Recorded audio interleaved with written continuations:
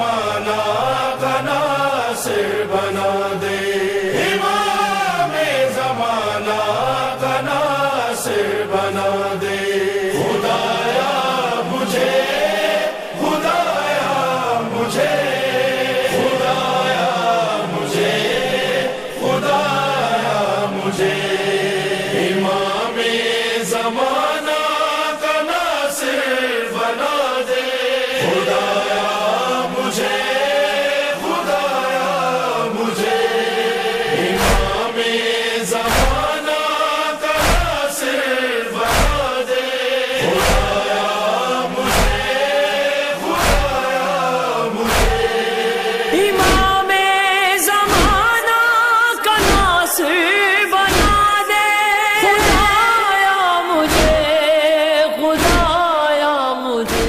ایک اور بھی جملہ عرض کرتا ہوا گزروں کہ جتنا امام کا ذکر ہوگا اتنا ہی اللہ کی توحید مضبوط ہوگی،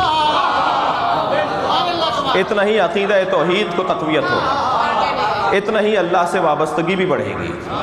یہ نہ کہا جائے کہ ہم اگر اہل بیت کا ذکر کرتے ہیں تو اللہ سے دور ہوتے ہیں۔ میں کہتا ہوں جتنا اہل بیت کا ذکر ہوتا ہے اللہ قریب ہوتا ہے،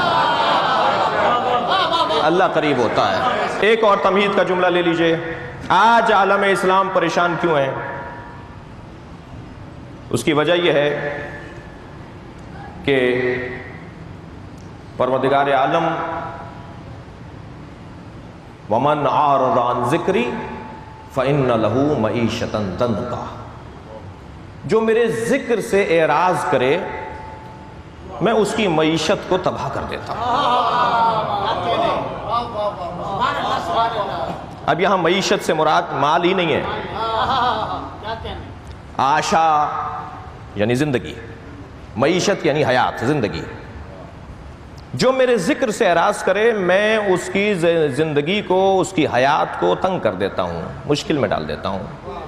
میرے ذکر سے اعراض کرنے والے افراد کبھی خوشحال نہیں رہیں گے۔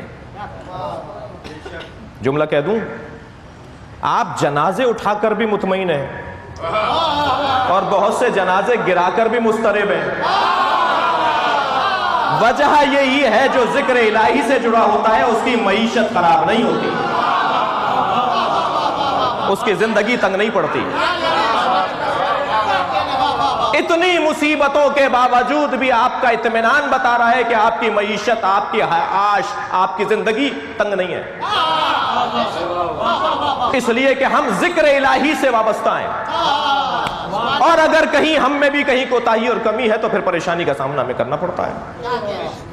صاحب کے حوالے سے اور مولا کے حوالے سے ہم عزیزان گرامی کوتاہیوں کا شکار ہو رہے ہیں، اور ان کوتاہیوں کے ازالے کا ایک بہترین سامان یہ اشرا ہے۔ یہ بچے، یہ جوان اور ہم سب، اس لیے کہ ہم سب کو ضرورت ہے توسل کی۔ اور کس سے توسل کی؟ بھائی ہم یا اللہ مدد کہیں تو مدد کو علی آتے ہیں، اور ہم یا علی مدد کہیں تو مدد کو امام زمانہ آتے ہیں۔ سسٹم تو یہی ہے، نظام تو یہی ہے۔ صاحب سے تعلق، مالک اور مولا سے تعلق، الحمدللہ آج کا مجمع آپ کا اور گزشتہ ایام کے اندر بھی بھرپور آپ کی شرکت، یہ تخصصی مجلسیں جو قائم کی گئیں یہ اس کوتاہیوں کے ازالے کے لیے ایک بہترین ذریعہ ہے۔